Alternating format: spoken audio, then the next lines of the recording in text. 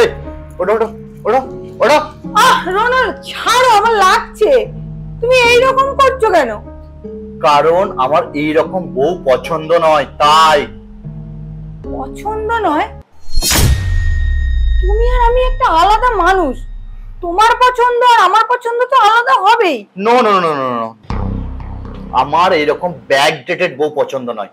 So একটু modern লুকে থাকবে, সেজে গুজে টিপটপ, ওকে?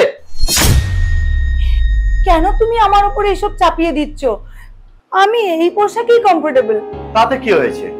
আমার পছন্দ নয়, আমি যা বলবো তোমাকে সেটাই মানতে হবে। প্লিজ রণ, জোর করো না। আমি আমি বাড়িতে এরকম সেজেগুজে থাকতে পারবো না, প্লিজ। তাহলে আমিও পারবো না তোমার সাথে থাকতে। আমার পছন্দ না হলে থাকবো কি করে, তাই না?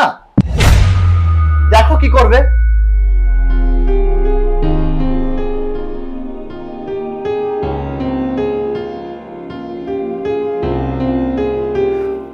মিলি, এসব কি? কি বলো? বুঝতে পারছি না। বুঝতে পারছো না নাকি বুঝতে চাইছো না? এত চিৎকার করছো কেন? পরিষ্কার করে বললেই তো হয়। আমার অ্যাকাউন্ট থেকে 1 লাখ টাকা তুমি কি জন্য পে করেছো?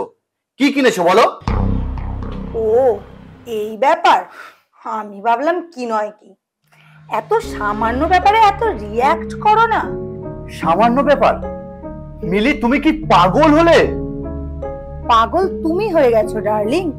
সামান্য 1 লাখ টাকা খরচ করেছি বলে তুমি এত রেগে যাচ্ছ? আরো অর্ডার করেছি, এলো বলে। ওহ মাই গড, কিন্তু কেন? বারে, নতুন নতুন কিছু মডার্ন ড্রেস অর্ডার করেছি, তার সাথে কিছু কসমেটিক্স। তুমিই তো কাল বললে যে এই রকম বউ তোমার পছন্দ নয়, বাড়িতেও সাজুগুজু করে থাকতে হবে, তাই তো? মিলি, কি সব বলছো? তাই বলে 1 লাখ?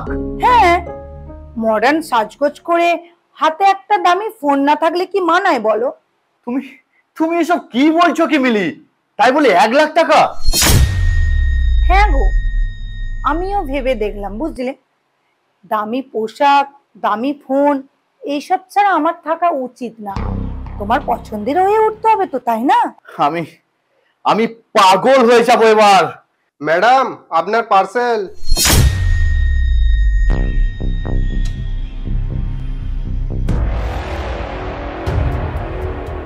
স্যার, ম্যাডামের নামে একটা পার্সেল আছে, দেখে নেবেন। আসুন।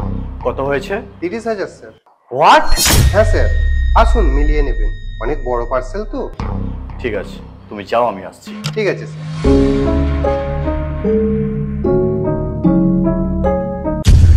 মিলি, আর নেওয়া যাচ্ছে না। টাকা কি গাছে ফলে? তোমার এত দামি দামি জিনিস কেনার কি দরকার ছিল? আমার পছন্দ তাই। আজকাল আমি এই কম দামি পোশাক ঠিক পছন্দ করছি না, ওকে?